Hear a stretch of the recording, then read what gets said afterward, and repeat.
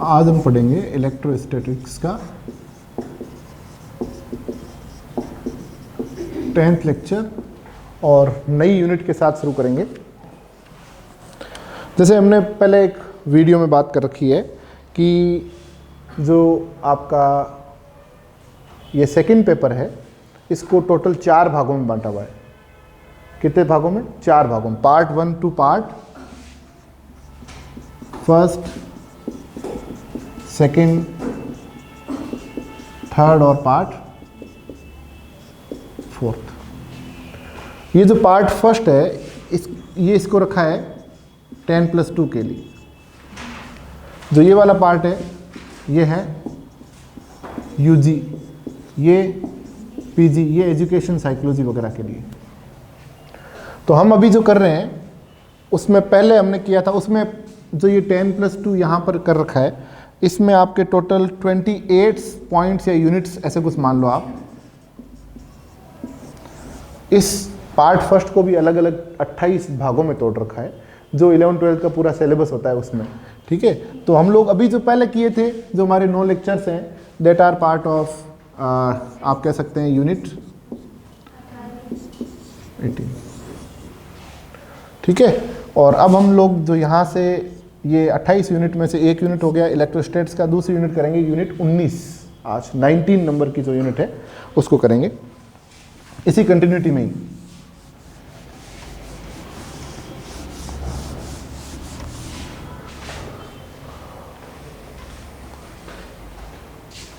ठीक है, yes Sandeep, okay. सो सबसे पहले सिलेबस लिखेंगे। पार्ट फर्स्ट यूनिट 19 और कैपेसिटेंस से शुरू किया हुआ है। कैपेसिटी ऑफ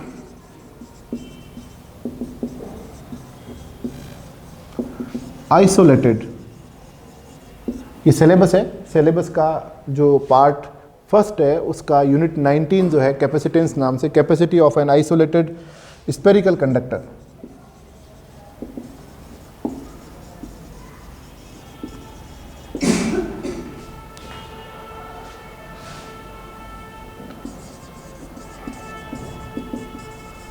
कैपेसिटर प्रिंसिपल, तो पूरा कैपेसिटर के बारे में बात करेंगे। क्या है कैपेसिटर, फिर parallel plate capacitor,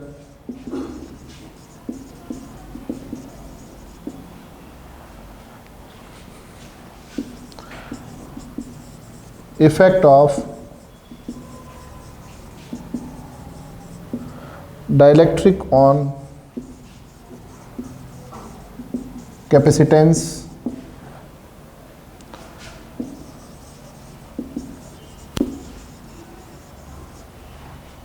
series and parallel combinations of capacitors,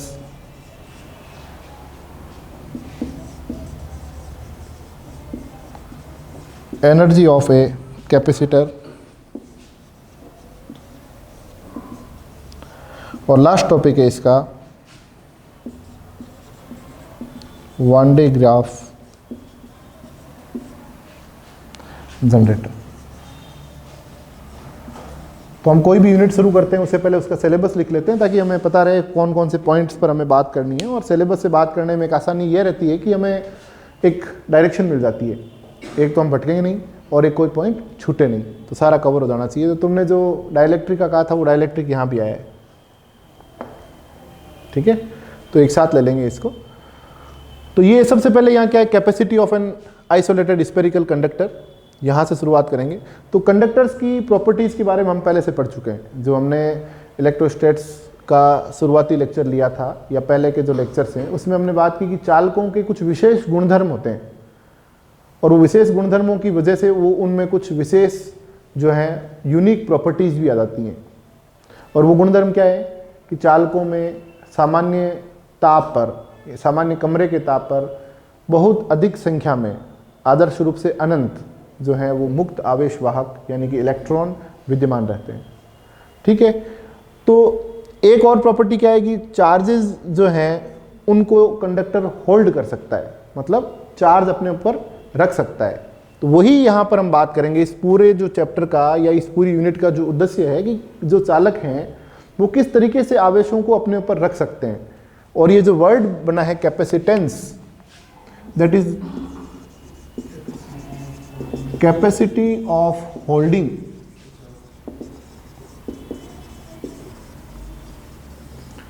Hindi में बोलते हैं धारिता, आवेश धारण करने की क्षमता।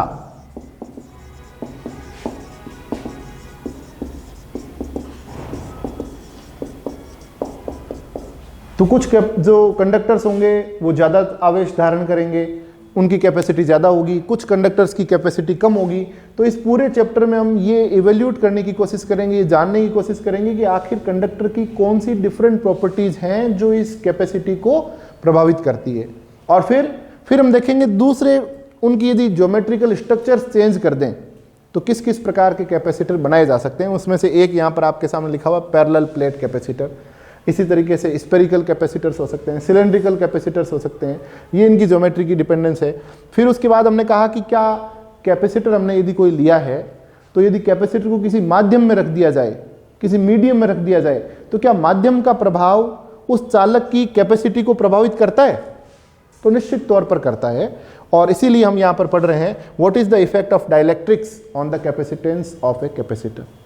और फिर हमारा क्या है कि अब हमने देख लिए कि कैपेसिटर क्या है, किस प्रकार का कैपेसिटर। हमने यहाँ पर एक विशेष प्रकार के कैपेसिटर्स पढ़ लिए, कौन से? Parallel plate capacitors. अब इनके सीरीज कॉम्बिनेशन और पैरेलल कॉम्बिनेशन, जैसे कि आपने रजिस्टर्स के लिए पढ़ रखा है कि रजिस्टर सीरीज में कैसे लगते हैं, पैरेलल में कैसे लगते हैं और उनका क्या बिहेवियर होता है और उनके लिए क्या इक्विवेलेंट रेजिस्टेंसेज होते हैं, उनके लिए क्या तुल्य प्रतिरोध होते हैं। ठीक उसी प्रकार यहाँ पर भी हम क्या पढ़ेंगे कि series and parallel combinations of the capacitors. और फिर क्योंकि कैपेसिटर है, कैपेसिटर के ऊपर चार्ज है, तो कैपेसिटर के अंदर एक इलेक्ट्रिक फील्ड होगा और हर इलेक्ट्रिक फील्ड के अंदर एक इलेक्ट्रिक पोटेंशियल एनर्जी होती है। ठीक उसी प्रकार यहाँ पर कैपेसिटर की भी हम एनर्जी की बात करेंगे, एनर्जी ऑफ ए कैपेसिटर। ठीक है। और फिर उसके बाद में चार्ज को जनरेट करने के लिए एक विशेष प्रकार का उपकरण है जिसे हमने नाम दिया है वान डे ग्राफ जनरेटर। तो ये आपके सिलेबस का ब्रॉड आइडिया है, इसमें जो पॉइंट्स रखे हुए हैं उनका मीनिंग क्या है ये हमने बात की। बहुत छोटे छोटे लेवल पर बात शुरू करेंगे।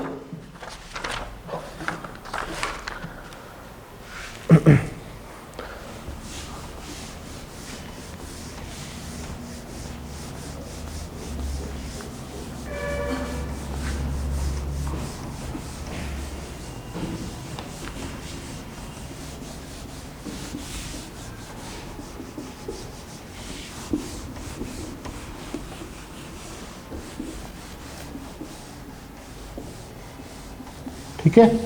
अब देखिए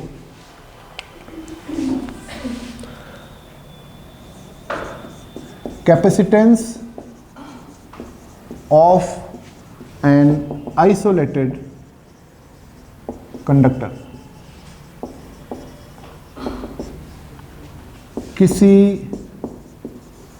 विलगित चालक की धारिता। विलगित से हमारा क्या मतलब है, आइसोलेटेड से हमारा क्या मतलब है? आइसोलेटेड हम इसलिए रखना चाहते हैं क्योंकि हमने ये प्रभाव पहले से देख रखा है और इस तरह का एक हमने क्वेश्चंस भी कर रखे हैं हमने खूब सारे। क्या कि यदि चालकों के पास दूसरे चालकों को रख दिया जाए या दूसरे आवेशित चालकों को रख दिया जाए तो उनकी आवेश में या उनके आवेश धारण करने की क्षमता में अंतर आ जाता है, फर्क पड़ जाता है। इसलिए हमने बार बार लिखा है विलगित, ताकि उसकी कैपेसिटी जो है वो प्रभावित नहीं हो उसके आसपास के परिवेश की वजह से। एक ऐसा क्वेश्चन किया था हमने कि ये एक स्फीयर है, कंडक्टिंग स्फीयर है, इस स्फीयर के सामने यदि यहाँ पर प्लस में चार्ज क्यू रख दिया जाए और एक यहाँ पर क्लोज सरफेस लिया जाए, ये कोई क्लोज सरफेस है जो यहाँ से इस भाग को कवर करता है। पूछा इसके ऊपर कोई चार्ज नहीं है, इसके ऊपर नेट चार्ज 0 है, कंडक्टर है और स्फेरिकल शेप में है। यहाँ से इस क्लोज शेप जो इसको यहाँ से कवर करती है उसमें से निकलने वाला फ्लक्स कितना होगा, ये सवाल था। तो हमने उत्तर क्या दिया था? बहुत बढ़िया। पॉजिटिव फ्लक्स, ठीक है, ये बात की थी। पॉजिटिव फ्लक्स क्यों? क्योंकि ये क्या कर रहा है, ये चालक है और चालक के पास प्लस क्यू पड़ा है, तो जो इसके इलेक्ट्रॉन्स हैं वो कहाँ आ जाएंगे, यहाँ। इन इलेक्ट्रॉनों के यहाँ आने की वजह से यहाँ पर क्या आ गए, प्लस चार्ज। इस प्लस चार्ज की वजह से यानी कि यहाँ पर जो है वो ज़्यादा प्लस चार्ज है, इसलिए यहाँ पर। तो ये इस तरीके से यानी कि चालक बाह्य परिवेश में उपस्थित आवेशों से और चालक आसपास में उपस्थित अन्य आवेशित चालकों से प्रभावित होते हैं। इसका वर्ड का मीनिंग यहाँ पर विलगित का ये है कि ये प्रभावित नहीं हो, इसलिए उनको क्या रखो, उन सब से दूर रखो, उनके प्रभाव को नलिफाई कर दो। ये मान लो आपका कोई चालक है जिसपे Q चार्ज है और जिसका जो विभव है वो V है। आवेश कितना, Q, विभव कितना, V। यदि आप इस पर आवेश बढ़ाते हैं तो V पर क्या फर्क पड़ेगा, बढ़ेगा, या V बढ़ता है तो Q पर क्या फर्क पड़ेगा। आप ये देख भी चुके हैं,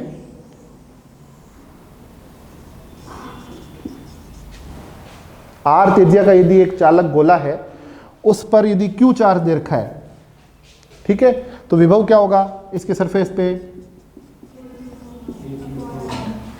तो हम यहां पर we are not going to take any new concept here.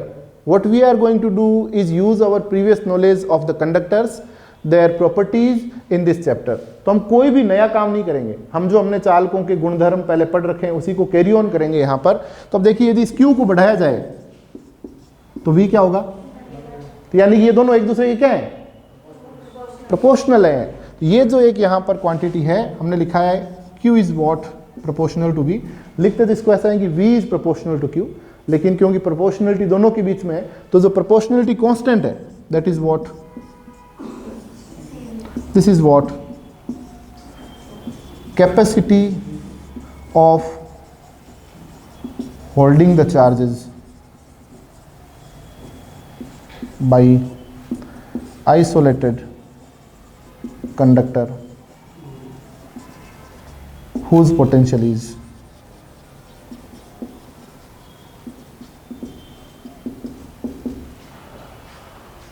तो ये Q क्या है, प्रोपोर्शनलिटी कांस्टेंट है।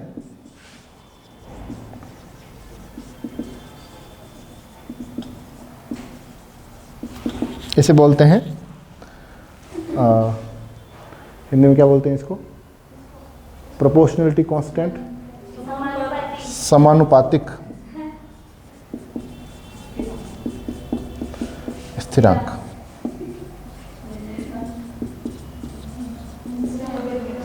ठीक है, तो ये धारिता है यहां पर। अब इसकी डेफिनेशन देखते हैं क्या आती है यहां से डेफिनेशन।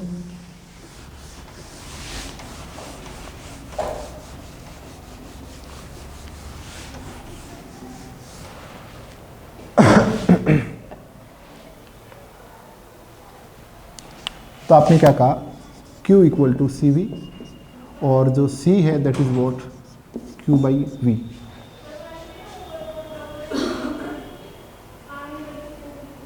तो यानी कि आपने क्या कहा, यदि V या डेल्टा V कह दो, इसको 1 कर दो, तो C क्या हो गया, Q के बराबर। यानी कि हमने यहां पर जो चालक की धारिता है उसको कह दिया कि वो आवेश के बराबर है। और किस प्रकार का आवेश होना चाहिए, वो इतना आवेश कि वो चालक के विभव में 1 यानी कि यूनिट वोल्ट की वृद्धि कर दे। V कह दो इसको।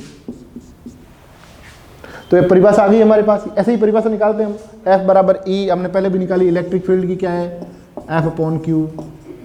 हमने कहा कि इलेक्ट्रिक फील्ड जो है वो क्या है, फोर्स है। शर्त क्या है कि वो फोर्स यूनिट पॉजिटिव चार्ज पर लगा हुआ हो। इसी प्रकार यहां पर हमने क्या कहा कि capacitance of a conductor is what, the charge provided which increase the potential of the conductor by 1 unit. ठीक है, तो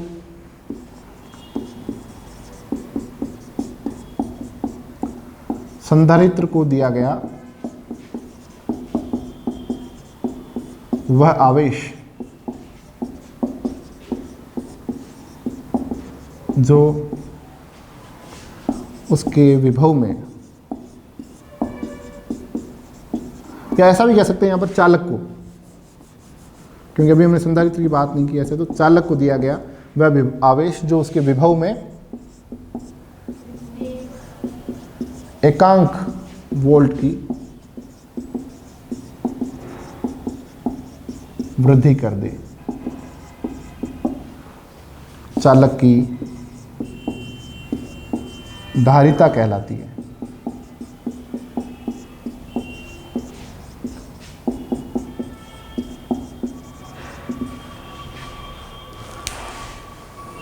ठीक है भाई।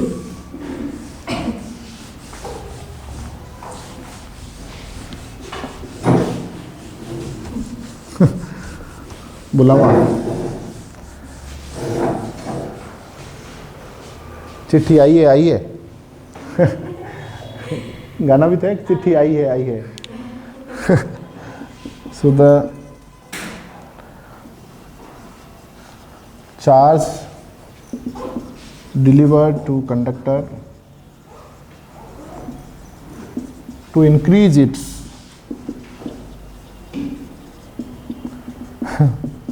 potential by 1 volt is known as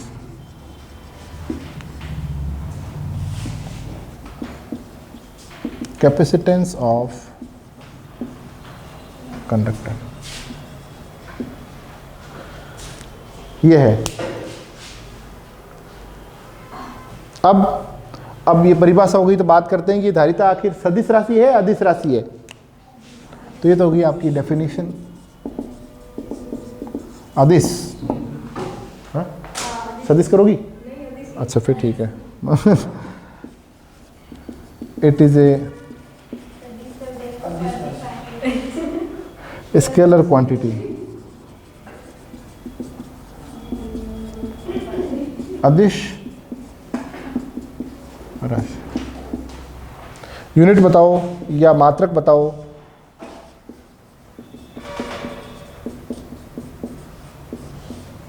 ऐसा ही यूनिट क्या है?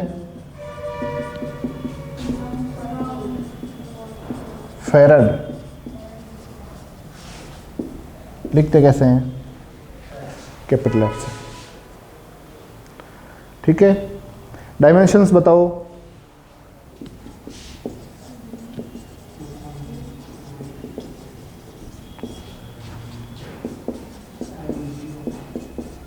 कितनी होती है बताओ?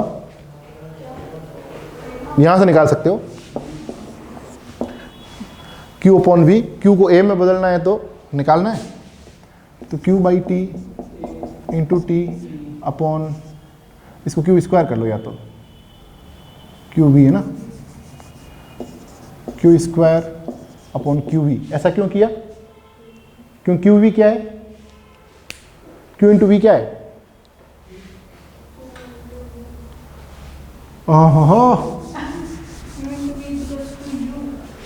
U is what? Potential energy. तो डायमेंशंस में हमें ये नहीं देखना है क्या है, हमें देखना है एनर्जी क्या है। एनर्जी की याद रखनी चाहिए।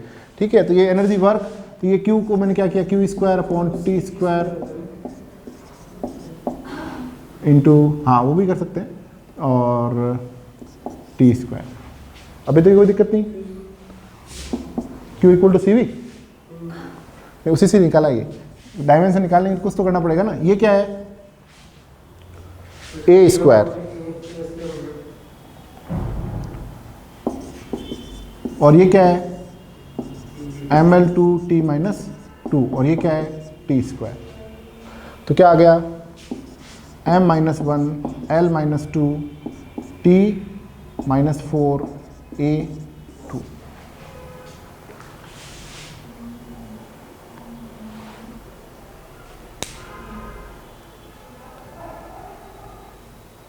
कुछ गड़बड़ हुआ है क्या? t प्लस 4 और a2। तो यहाँ पर क्या आ गया आपका? तो ऐसे निकाल सकते हैं, मतलब बीच में किसी का भी। तुम कैसे बता रहे थे अंकित? तुम कैसे बता रहे थे? डायरेक्ट। तो ये इसकी बेसिक याद रखना है कि भाई क्या है इसकी विमा, कैसे मेज़र करते हैं, ऐसा यूनिट क्या है। और ये क्या है कि जो ऐसा यूनिट फेरेड है ना, ये नॉर्मली काफ़ी बड़ी यूनिट है, और जब कोई बड़ी यूनिट होती है तो हम उसको छोटी बनाने के लिए किस में काम लेते हैं, मिली फेरेड, माइक्रो फेरेड, पिको फेरेड। ये आप समझते हैं किसके बराबर होता है, मिली 10⁻³ पिको 12, नैनो, बस बहुत बढ़िया। तो नॉर्मली क्या है, बड़ी है तो फिर इस तरह से काम ले लेते हैं।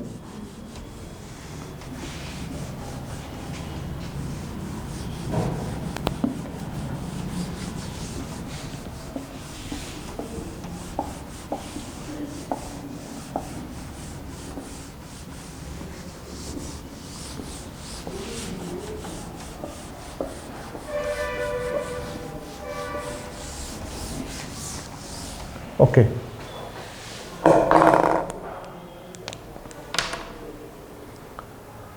अब लिखेंगे कि ये किन किन कारकों पर निर्भर करती है। अभी हमने कहा ना,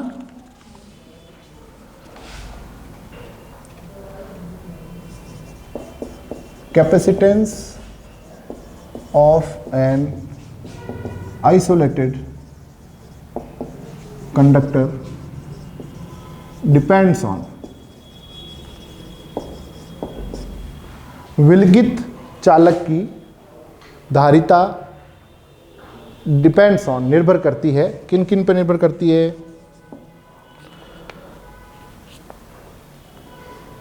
shape and size of conductor,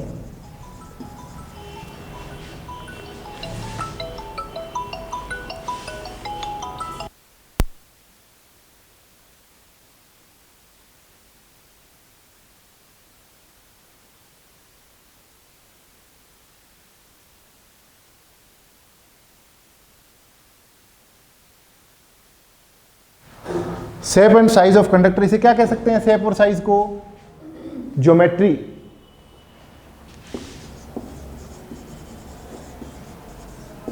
यानी कि चालक के आकार और आकृति, जिसे हम क्या बोलते हैं, ज्यामिति। इस पर डिपेंड करता है कैपेसिटेंस। यदि स्फेरिकल है तो अलग कैपेसिटर होगा, यदि प्लेट है तो अलग कैपेसिटर होगा, उसका कैपेसिटेंस अलग अलग होगा। ठीक है, तो एक नॉर्मली है कि भाई यदि एक ही तरह का हो और उसका आकार बढ़ाएं तो आकार बढ़ने के साथ कैपेसिटेंस बढ़ता है, बढ़ेगा।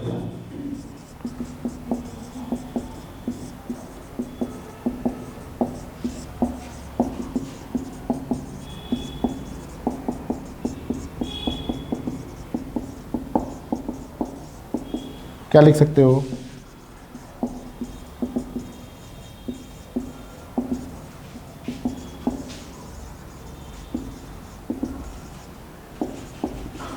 इसका मतलब ये है, एक प्लेट इतनी सी है,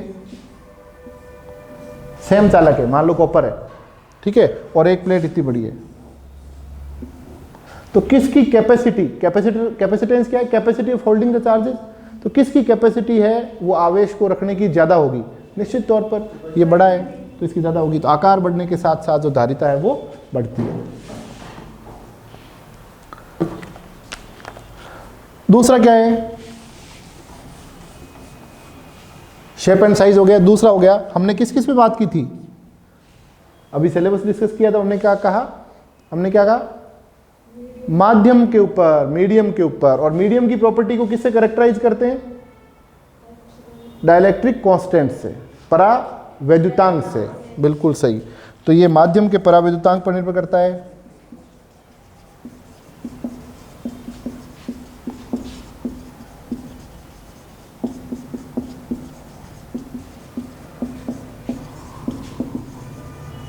डाइलेक्ट्रिक कांस्टेंट ऑफ मीडियम।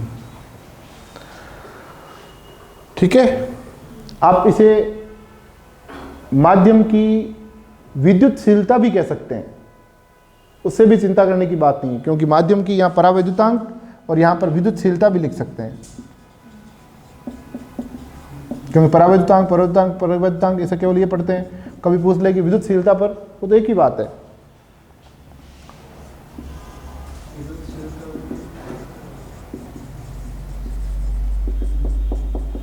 क्या हुआ अंकित? विद्युतशीलता मतलब epsilon M equal to epsilon naught epsilon R वो एक ही बात है, बस केवल एक गुणा जो है एप्सिलॉन नॉट यानी कि निर्वात की विद्युतशीलता का गुणा एक्स्ट्रा हो जाता है, तो एक ही बात है। तो ऐसा नहीं है कि भाई परावैद्युतांक पढ़ाओ और सवाल में दे रखा हो विद्युतशीलता पर भी निर्भर करता है क्या, तो क्या नहीं, विद्युतशीलता पर नहीं, केवल परावैद्युतांक पढ़ाए, तो एक ही बात है। इलेक्ट्रिकल परमिटिविटी पर निर्भर करता है, और यानी इसका मतलब कि सीधा लें, यदि परमिटिविटी को मैं इलेक्ट्रिकल या डाइलेक्ट्रिक कांस्टेंट को एप्सिलॉन आर कह देते हैं, कई बार के भी कह देते हैं, तो यदि के या एप्सिलॉन आर बढ़ता है, सेम ही कैपेसिटर है, उसे डिफरेंट डिफरेंट मीडियम्स में रखें। एक बार एयर में रखा, दूसरी बार वाटर में रखा, तो वाटर में रखने पर उसकी कैपेसिटी क्या हो जाएगी, होल्डिंग ऑफ चार्जेस बढ़ जाएगी, क्योंकि एप्सिलॉन आर या के बढ़ने के साथ साथ सी क्या होता है, बढ़ेगा। जैसे यहाँ पर आकार बढ़ने के साथ धारिता क्या हो रही है, बढ़ रही है, इसी प्रकार एप्सिलॉन आर या परावैद्युतांक बढ़ने पर कैपेसिटेंस बढ़ेगा। ध्यान रखेंगे अलग अलग माध्यमों के लिए।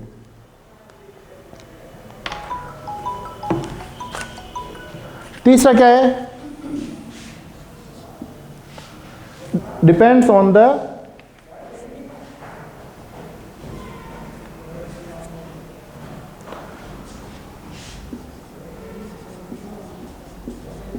दूसरे आवेशित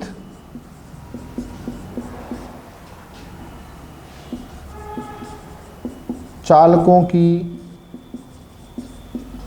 उपस्थिति से।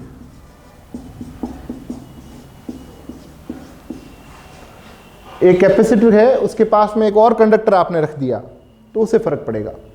जो दूसरे चालक हैं, अभी देखा हमने कि फ्लक्स जो है वो टोटल नेट चार्ज जीरो होने पर भी, क्योंकि जो उसका भाग कवर कर रहा था वहां पर उस आवेश की वजह से आ गया था, तो दूसरे आवेशित चालकों की उपस्थिति से कैपेसिटेंस जो है डिपेंड करता है।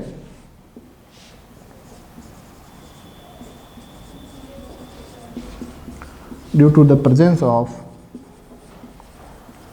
अदर चार्ज्ड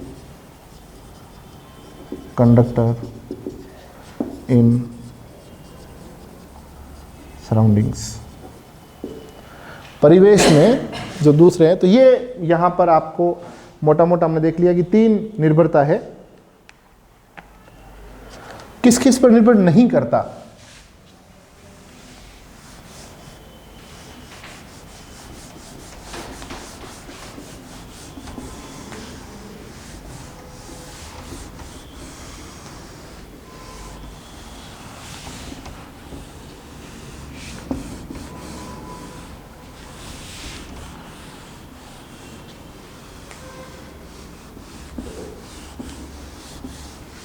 तो अभी तो दिया था डिपेंड्स, अब क्या ले लें,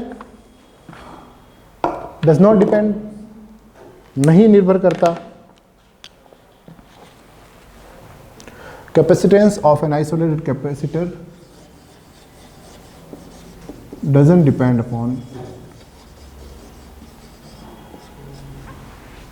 फर्स्ट, किस पे डिपेंड नहीं करेगा, कैपेसिटर पर कितना आवेश है या चालक पर कितना आवेश है, उस पर कोई डिपेंड नहीं करता।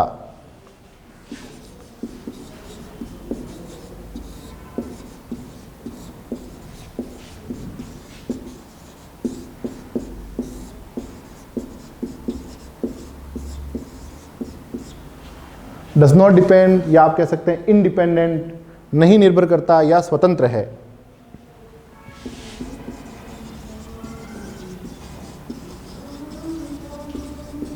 Charge on conductor. अब क्योंकि आवेश पर निर्भर नहीं कर रहा, तो दूसरी एक चीज, आवेश के समानुपाती अभी क्या ली थी हमने, किस पर डिपेंड नहीं करेगा, विभव पर।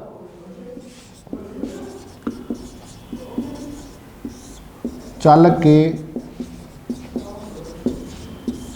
विभव पर, potential of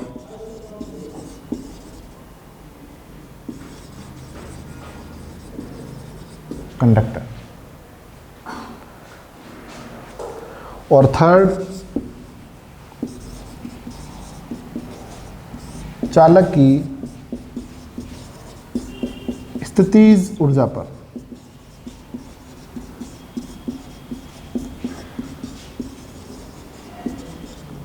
potential energy of conductor. ठीक है, अब ये जो चीजें हमने पढ़ी किस पर निर्भर करता है और किस पर निर्भर नहीं करता है, उसी के ऊपर लग तो आपको थ्योरी रहा है, उसी के ऊपर सारे के सारे न्यूमेरिकल्स बेस्ड हैं। ठीक है,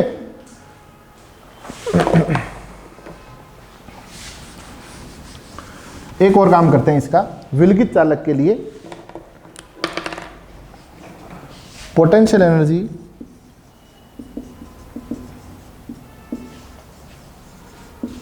और self energy for an isolated conductor. वैद्युत स्थितिज ऊर्जा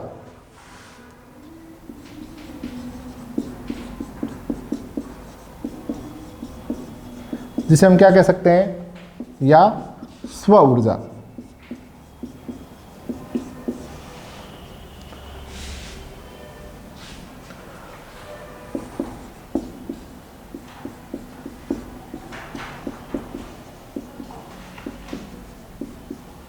विलगित चालक की स्थितिज ऊर्जा या स्व ऊर्जा कितनी होगी भाई? ये होगी U बराबर Q²/2C। ठीक है, ये कैसे निकाल सकते हैं? ये वही हमने जो पोटेंशियल एनर्जी का तरीका निकाल रखा है उसी से निकाल सकते हैं। और ये हमने काम लिया है कब? हमने यदि एक इस तरीके से एक स्फेरिकल शेल है, ठीक है, उसको यदि आपने चार्ज प्लस Q दे रखा है, ये कंडक्टिंग शेल है, तो इसकी टोटल स्थितिज ऊर्जा कितनी होगी? तो टोटल स्थितिज ऊर्जा कितनी है इसकी?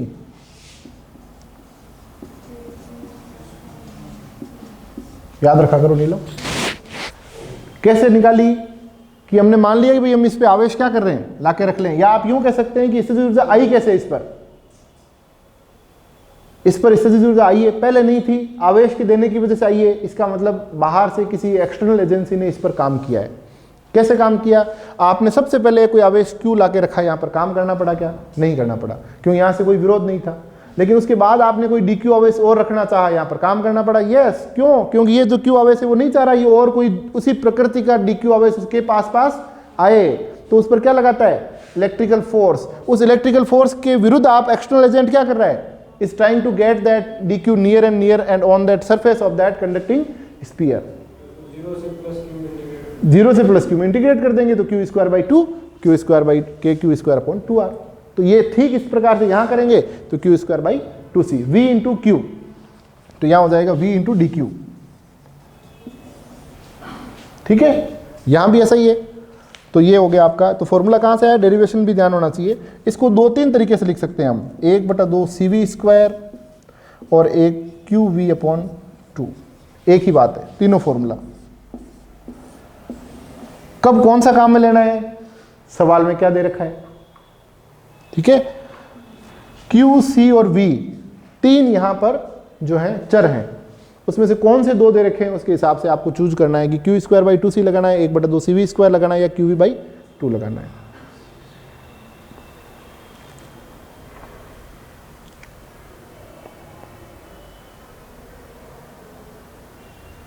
ठीक है, एक और चीज इंटरेस्टिंग आप यहां से देख सकते हो, ये क्या है? QV/2। ठीक है, और एक्सटर्नल एजेंट ने कितना काम किया?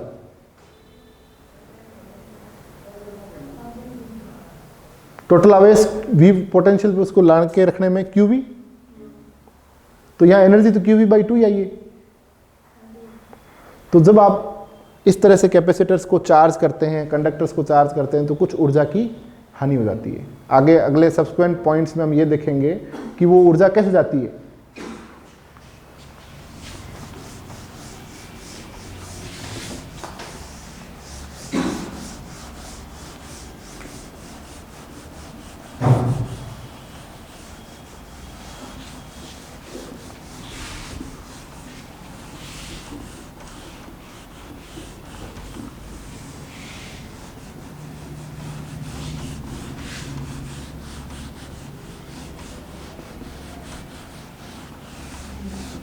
ठीक है। और ऊर्जा घनत्व, एनर्जी डेंसिटी,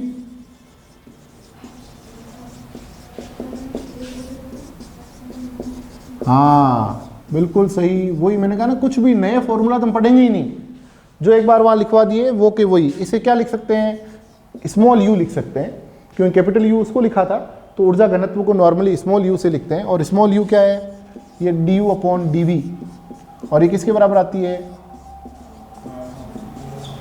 ये तो है निर्वात में, मुक्त आकाश में। यदि माध्यम हुआ तो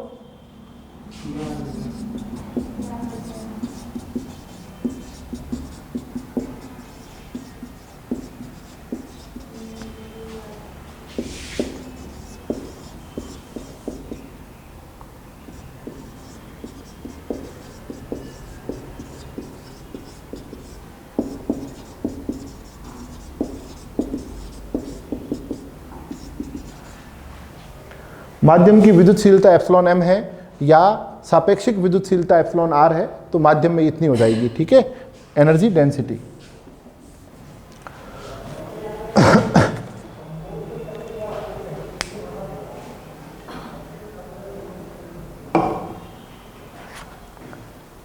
अब करते हैं आगे।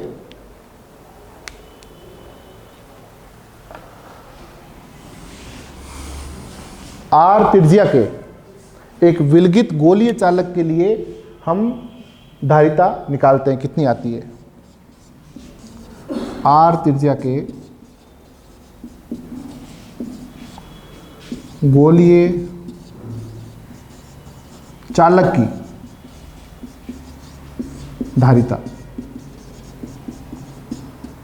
हमने क्या की, ज्योमेट्री फिक्स कर दी, कैसा है, स्फेरिकल है, और उसमें भी आकार फिक्स कर दिया, कितनी रेडियस है, आर। आइसोलेटेड, विलगित, ये लिखना इसलिए जरूरी, नहीं तो वो चेंज हो जाएगी। तो capacitance of an isolated spherical conductor of radius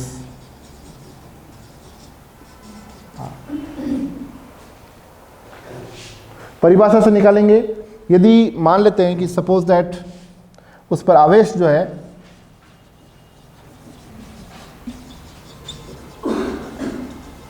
conductor में कितना है, मान लेते हैं, शुरुआत करते हैं, मान लेते हैं कि आवेश कितना है, Q है, तो उसका विभव कितना होगा,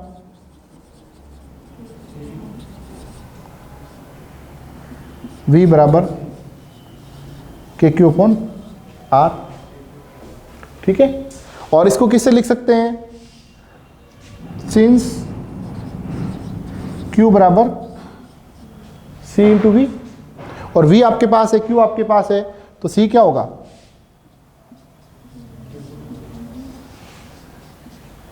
और Q अपॉन V क्या हो गया,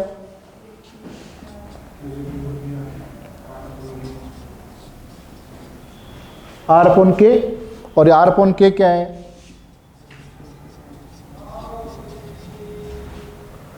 तो एक गोलीय चालक जो निर्वात में रखा है, जो विलगित है, जिसकी त्रिज्या R है, उसकी धारिता कितनी आ गई,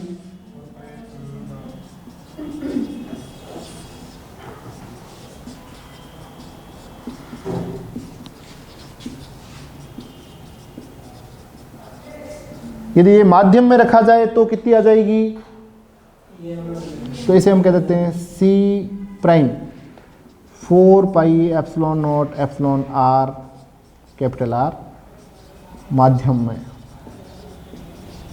और कौन सा माध्यम, जिस माध्यम का परावैद्युतांक या सापेक्षिक विद्युतशीलता, एक बात का ध्यान रखेंगे कि सापेक्षिक विद्युतशीलता जो है वही परावैद्युतांक कहलाता है। सापेक्षिक वैद्युतशीलता, सापेक्षिक वैद्युतशीलता परावैद्युतांक, इंग्लिश में बोलेंगे तो रिलेटिव परमिटिविटी और डाइलेक्ट्रिक कांस्टेंट। ये क्या है, या तो एप्सिलॉन आर कह दो या कुछ बुक्स में क्या कह देते हैं, एक ही बात है। तो आपने निकाल ली आर त्रिज्या के विलगित गोलीय चालक की धारिता, इसका मान ये हो गया।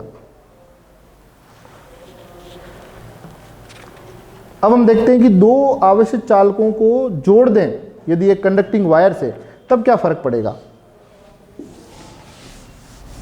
ये इंटरेस्टिंग भी है, इंपॉर्टेंट भी है।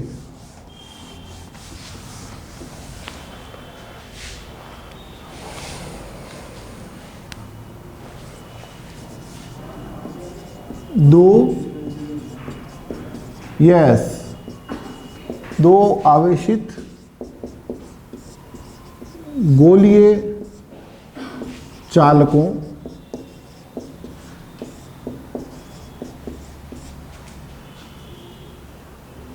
महीन या बारीक या पतले धात्विक या चालक तार से जोड़ने पर क्या होता है, इसका इफेक्ट देख रहे हैं।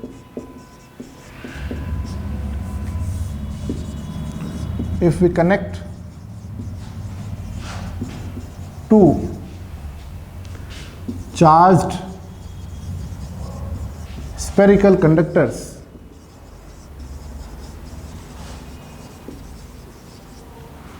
through a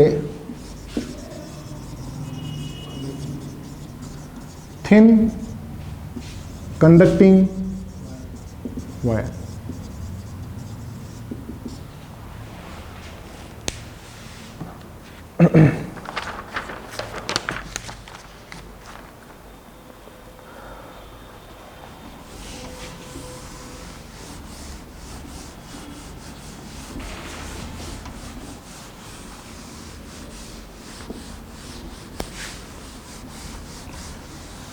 क्या कर रहे हैं, तो सबसे पहले मान लेते हैं कि वो कौन से चालक है।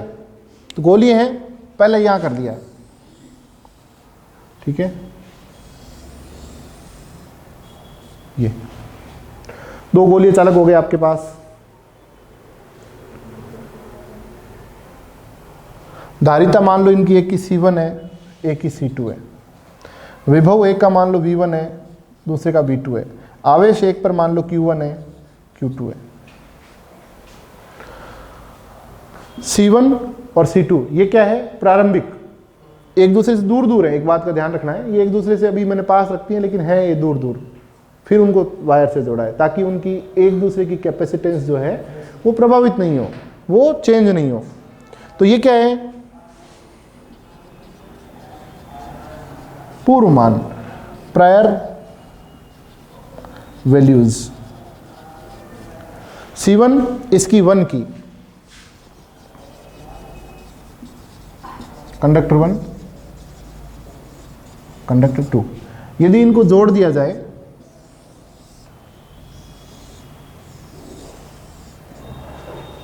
कंडक्टर 1 और कंडक्टर 2, अब आप बताओ होगा क्या। जो प्रीवियस चैप्टर्स जो पढ़े हैं क्या हो सकता है, पहले तो इसकी बात करो, कैपेसिटेंस की। कैपेसिटेंस क्या होगा, C1 प्राइम C2 प्राइम या C1 C2?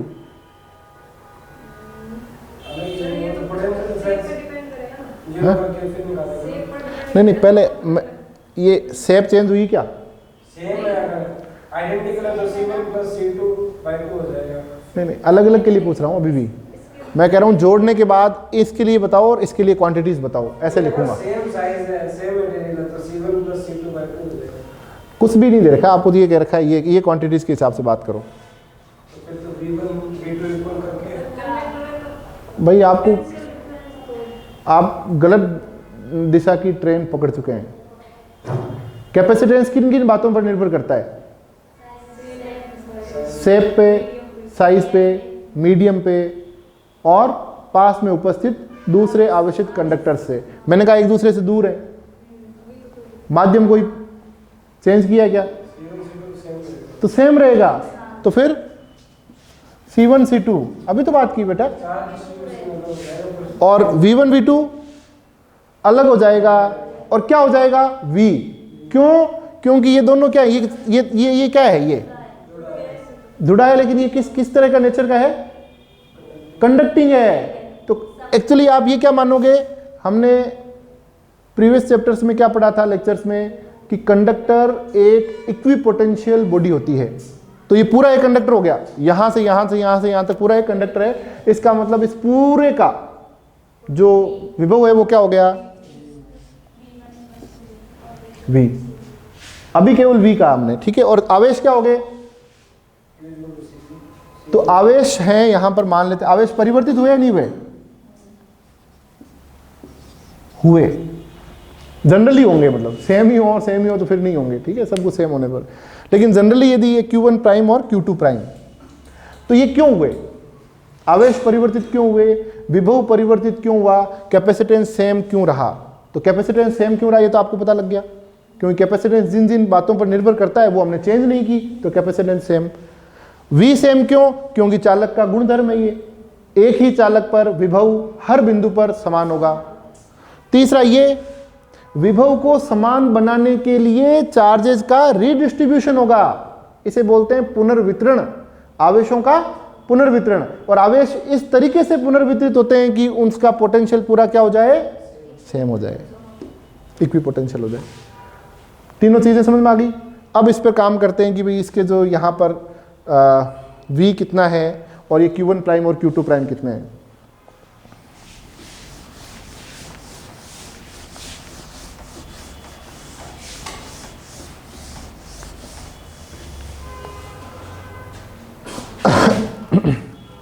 तो यहां V कितना है, ये इसके लिए V लिखोगे तो कितना आएगा? V Q बराबर CV के फॉर्मूला से, तो कितना आ गया? बहुत जनरली याद रखना हो तो Q बाई, तो Q1 प्राइम अपॉन C1। और V दूसरे किसे कहाँ लिख सकते हैं? तो इसका मतलब हमने क्या मिल गया हमें? यस, ये जो भी आवेशों का पुनर्वितरण होकर समान जो इनका विभव हुआ है उसमें ये शर्त का पालन होगा। क्यों? क्योंकि V क्या है, उनका समान है।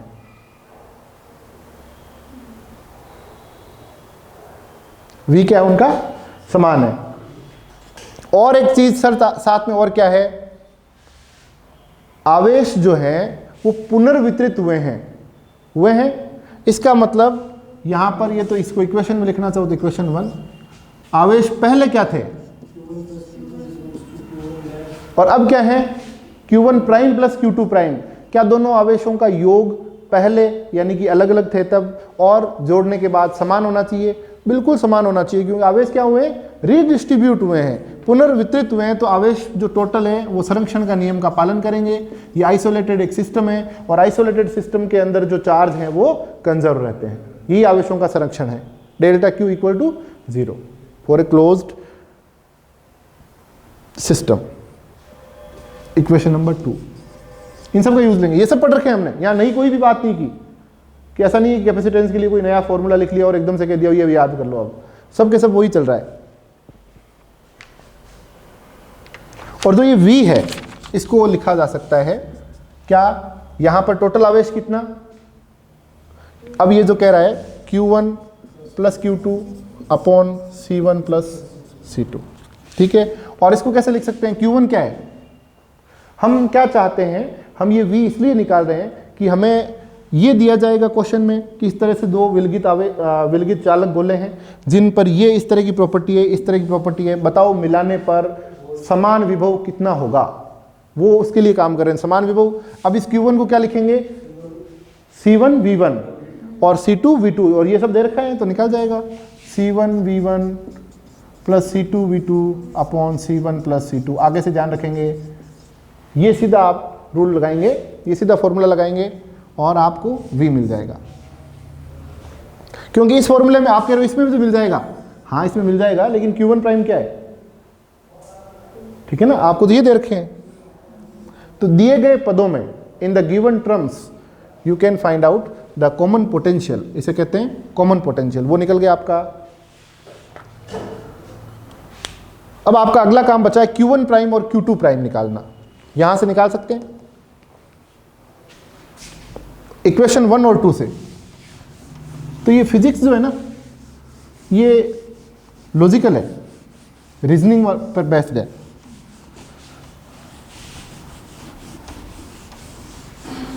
इक्वेशन 1 और 2 से आप मुझे Q1 प्राइम और Q2 प्राइम की वैल्यूज बता सकते हैं? बता सकते हैं। क्यों?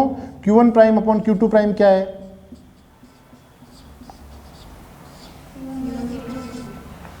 C1/C2।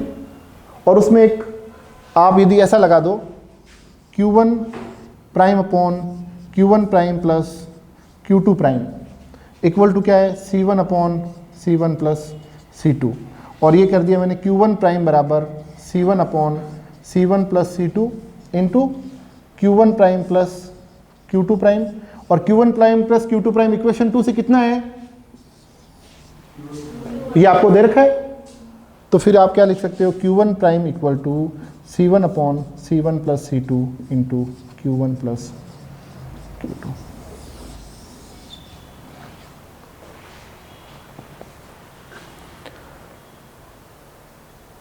ऐसा एक फॉर्मूला आपने और काम में लिया कहीं, किसमें? इस तरीके से लगा के और इस तरीके से। वो थोड़ा सा अलग है, ये थोड़ा सा अलग है। धाराओं का वितरण समांतर क्रम के प्रतिरोधों में, उसमें उल्टा था, इसमें उल्टा है। और उसमें तो क्या होता था? I2 upon I1 equal to R1 upon R2। तो वहां भी ऐसा ही काम लेते थे। I2 निकालने के लिए क्या करते थे?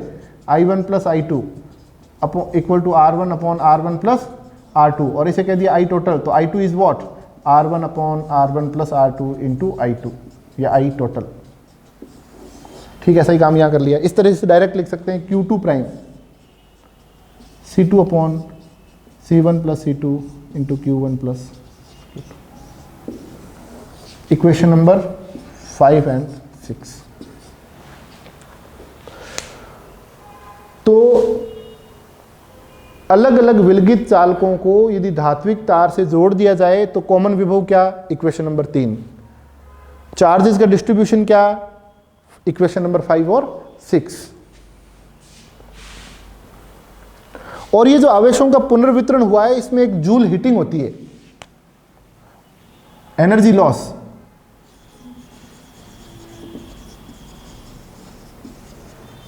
अगला टॉपिक इस मतलब इसी में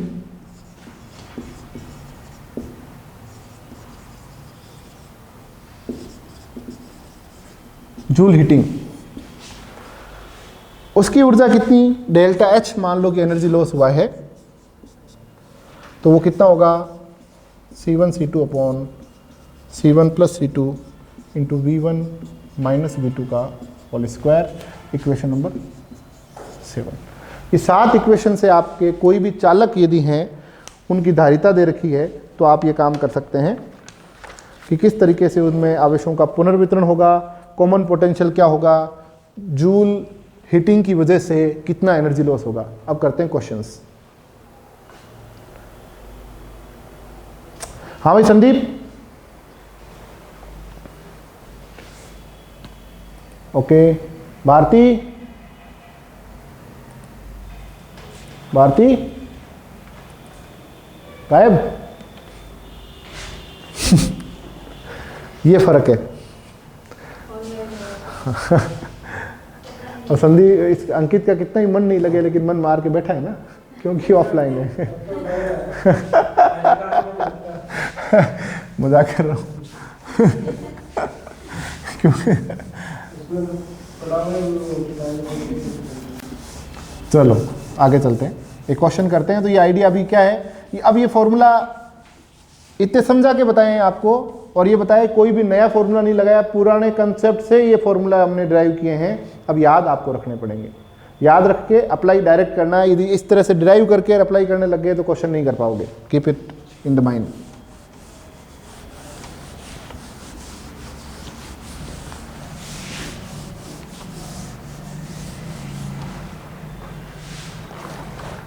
क्वेश्चन लिखेंगे।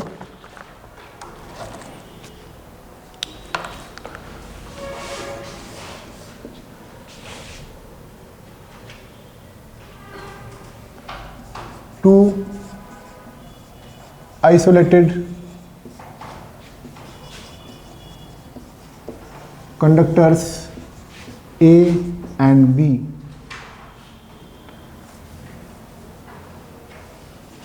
are connected by a thin conducting wire. ठीक है, और जोड़ने से पहले ये जो कंडक्टर हैं इस तरीके से, ये कंडक्टर ए है, ये कंडक्टर बी है, और इनके लिए कुछ प्रॉपर्टीज में दे रखी है कि इन पे चार्ज जो है वो ये है,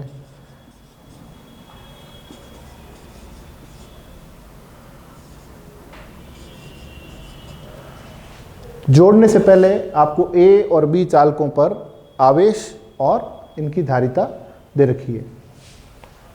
पूछा क्या है,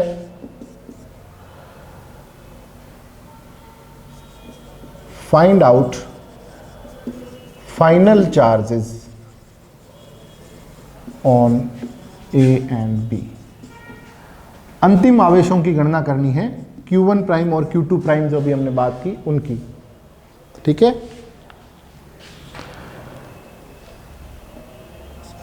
फाइंड आउट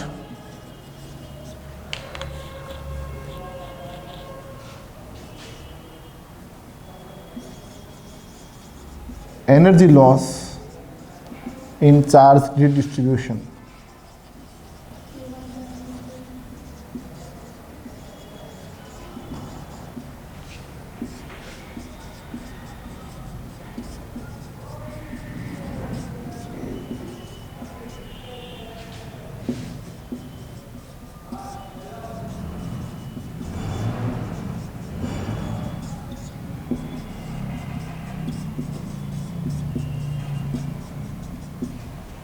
और थर्ड आपको दे रखा है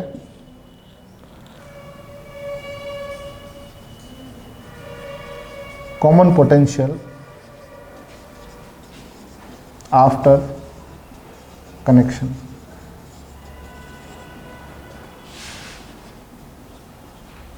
जोड़ने के बाद उभयनिष्ठ विभव। हाँ भाई,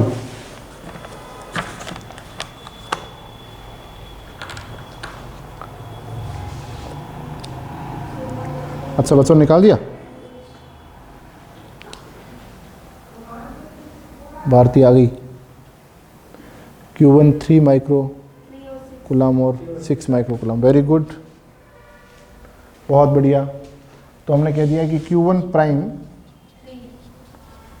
और Q2 प्राइम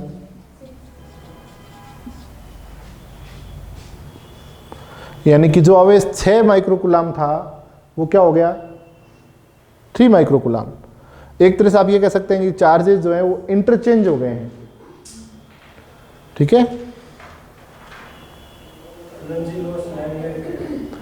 ये तो हुआ सॉल्यूशन फर्स्ट का। फॉर्मूला क्या लगाया,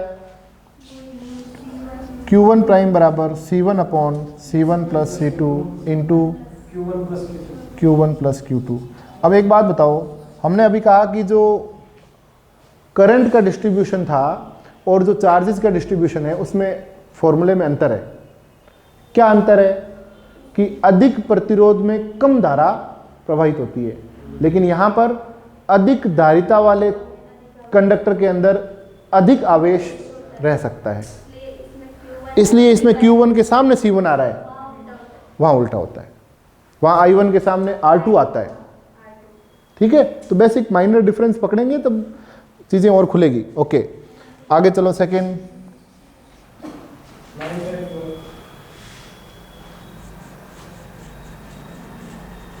आराम आराम से निकालो और सही निकालो। 9/4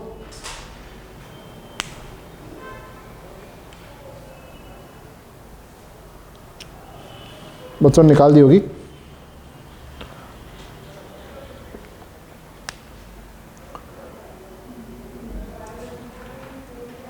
संदीप अगला उत्तर बताओ। ये हो गया मान लिया। भारती नेक्स्ट। थोड़ा सा कैलकुलेशन को चेक करो अंकित और देखो कि कहाँ पर आपने गलती की है। फॉर्मूला तो याद है, अभी लिखा हुआ था, फॉर्मूला सही लगा है। C1C2 अपॉन के साथ में 1/2 और था। 1/2 C1C2 upon C1 plus C2 into V1 minus V2 square.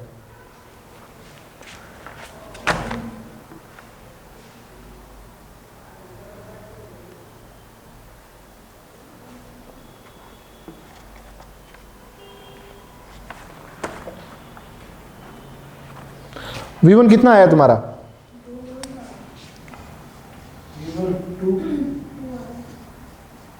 और V2 ठीक है, ये तो सही है। तो तुम्हारा आंसर कितना आ रहा है? फाइनल तुम्हारा आंसर कितना आ रहा है? 9/4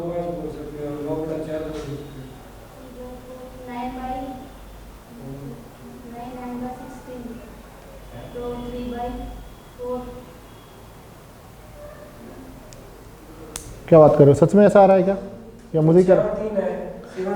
अब कर लगाओ फॉर्मूला बताओ। H 1/2 C1C2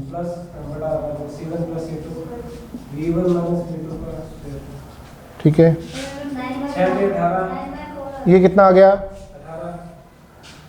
6 into 3 micro coulomb upon कितना आ गया? 9 ठीक है, एक तो कट गया। Into V1 minus V2।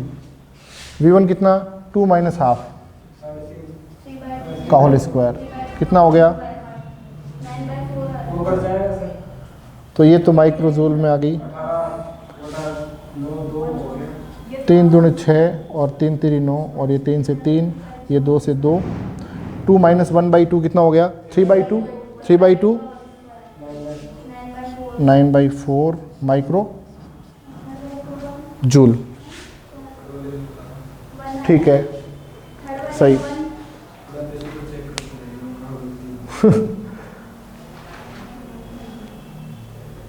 सही है। थर्ड वाला बताओ। ठीक है, गुड, मैं करेक्शन कर लेता हूँ। थर्ड वाले में VC कितना आ गया? सही है, VC कह देते हैं इसको, 1 volt. Q1 plus Q2 upon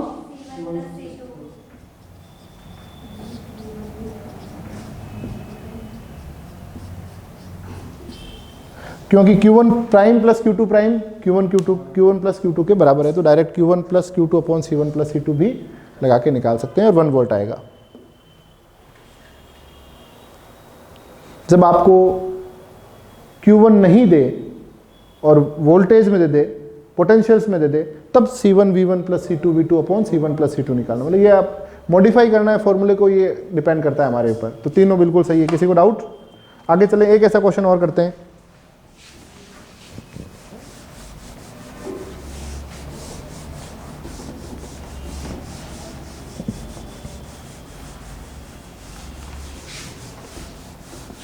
तो फॉर्मूला याद हो गए, मतलब आपको कहने का मतलब ये है। अंकित बिल्कुल सही बता दिया, मैंने इसमें भी करेक्शन करवा दिया।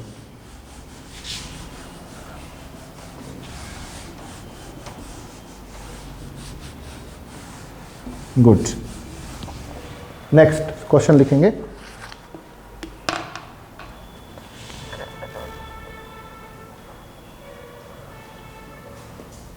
Question, if a 30 microcoulomb charge is given to A isolated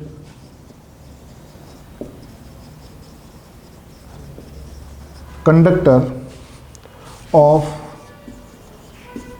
capacitance 5 microfarad,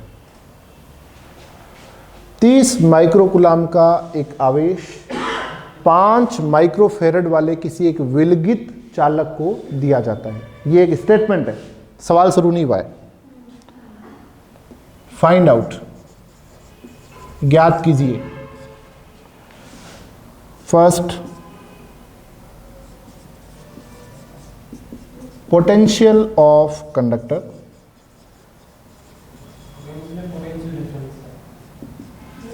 potential वो अपने आप ही एक ही चालक है, नहीं क्या लिखा है, एक ही चालक है। आपको 30 वोल्ट 30 माइक्रोकुलाम उस पर आवेश दे दिया और 5 माइक्रोफेरेड उसकी जो है वो कैपेसिटी है। आप ये बोल सकते हो कि इनफाइनाइट के रेस्पेक्ट में पोटेंशियल डिफरेंस, ठीक है। इसलिए बार बार जहाँ पोटेंशियल, क्योंकि एब्सोल्यूट पोटेंशियल्स जो हैं वो डिफाइंड नहीं है, पोटेंशियल डिफरेंस डिफाइंड है, लेकिन हम बार बार फिर पोटेंशियल्स क्यों बोल देते हैं? क्योंकि हमने रेफरेंस जो है इतना कॉमन लिया है कि उस पर 0 पोटेंशियल मान लेते हैं, तो हर किसी के उसके रेस्पेक्ट में लिखते हैं। तो आप ऐसा लिख सकते हो, potential of conductor, energy stored in electric field of conductor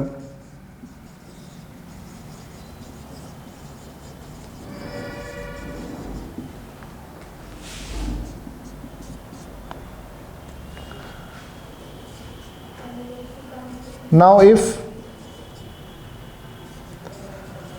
this conductor is connected with another isolated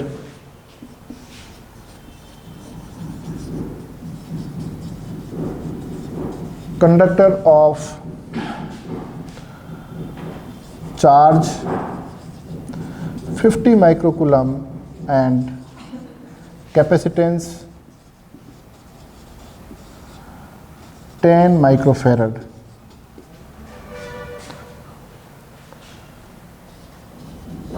then find out connected by a conducting wire, लिख लेना भाई, नहीं तो बच्चे अभी कह देंगे ऐसे कैसे कनेक्ट कर दिया है, फिर क्या हो गया? तो पूर्णता तो आई नहीं, प्रिसीजन तो खत्म हो गया, मैंने तो धागे से कनेक्ट कर दिया, अब क्या हो रहा है? तो धागे से नहीं किया भाई, कनेक्टिंग वायर से ही किया है। Common potential of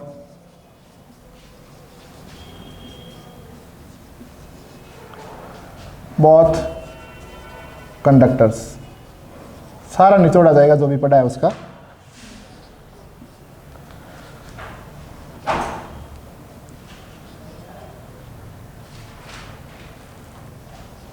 Energy loss is heat in this process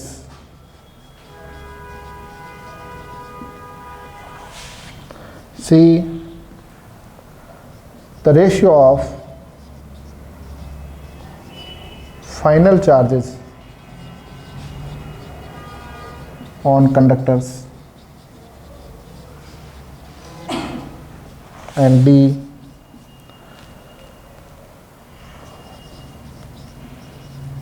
the final charges on conductors।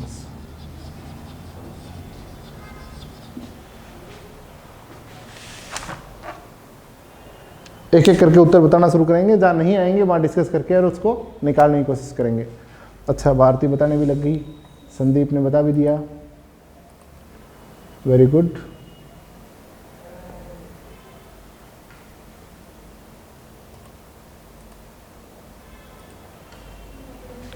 Bharti, potential of conductor कितना आया? 6 वोल्ट, 6 किलोग्राम भी हो सकता है, तो फिर 6 बात V का माइक्रोकुलाम भी हो, माइक्रो वोल्ट भी हो सकता है। यूनिट के साथ बोलना है, फिजिक्स के बच्चे हो ना,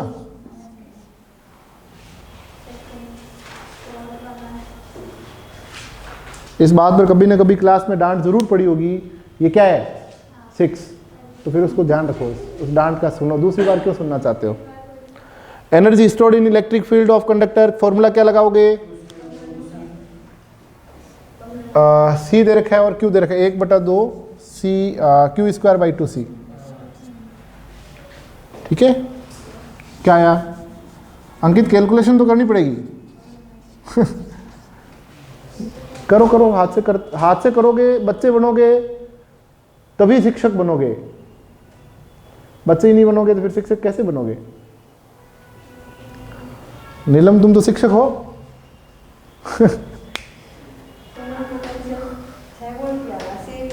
हाँ आगे निकाल, इतनी अब आ रहा है तुम्हारे 6 वोल्ट। अच्छा कितना है भाई, कितना energy stored in electric field of conductor, Q दे रखा है, सी दे रखा है, कितना आया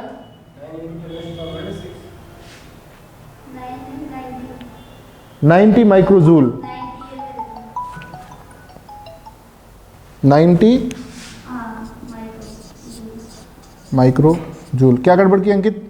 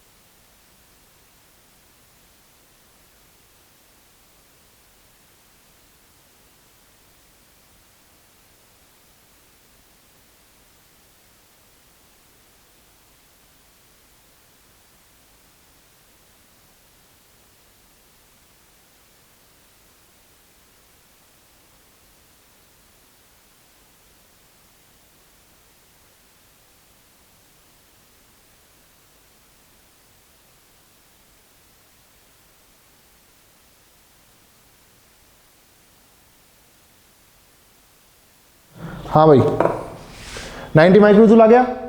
थर्ड वाले का बताओ, थर्ड क्या है, थर्ड आपका था, थर्ड मतलब ए, इस पे आ गए, गुड गुड, मैं इसमें ढूंढ रहा हूँ। हाँ इसमें क्या है, common potential of both conductors, कितना आया 16/3, बिल्कुल सही, VC, बहुत सही। किसी की नहीं आएगा तो फिर मैं सॉल्व करूंगा, आ रहा है तब तक ठीक है। कैसे निकालेंगे, इसके लिए आपको दे रखा है Q1, बस Q1 + Q2/C1 + C2, फॉर्मूला भी साथ में लिख दो, Q1 + Q2/C1 + C2। तो जो भी हमने क्वेश्चन किए उनके फॉर्मूला लिख लिए साथ साथ में, ताकि नहीं आए तो आप यहाँ से देख सकते हैं। और इसके लिए फॉर्मूला क्या हो गया, V = Q/C, 6 वोल्ट। आगे बताओ, energy loss is heat in this process, 5 micro 5 नहीं, 5/3 क्या?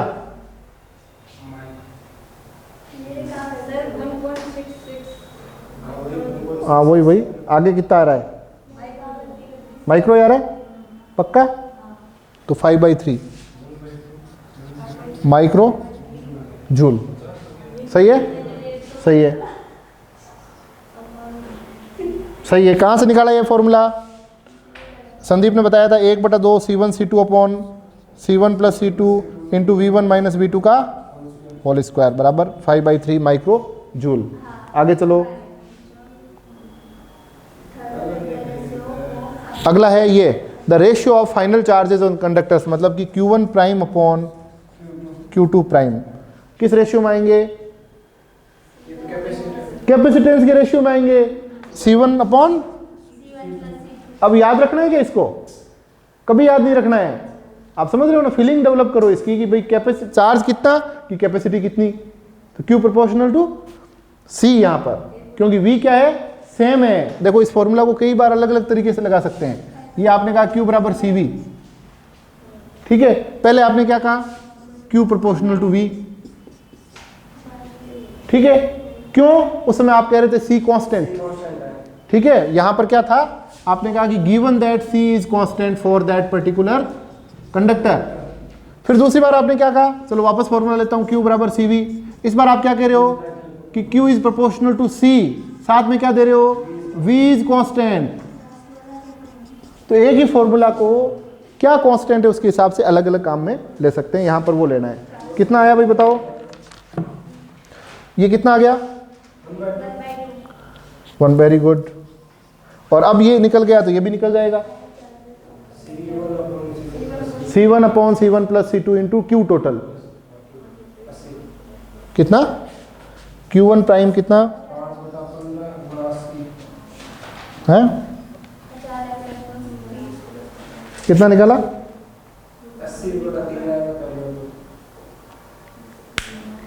80/3। तो 80 पूरा बताया करो। 80/3 क्या? हाँ 80/3 माइक्रो कूलम। और Q2 प्राइम बताओ? Very good.